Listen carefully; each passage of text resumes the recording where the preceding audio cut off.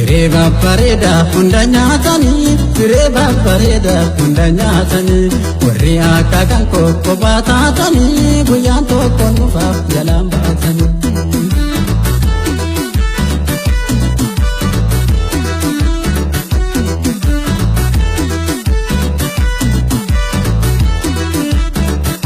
Gumadde jarjare dhaladhe iyyaama, taafoliin guddanne dhalattu biyyaa.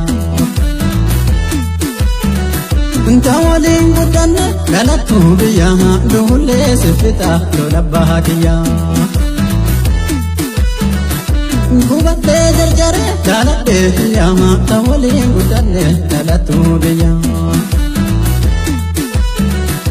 Tawaliin guddanne dhalattu biyyaa, duullee siffita lola baadiyyaa. Dhawannaan olleekoo Secondin gulufti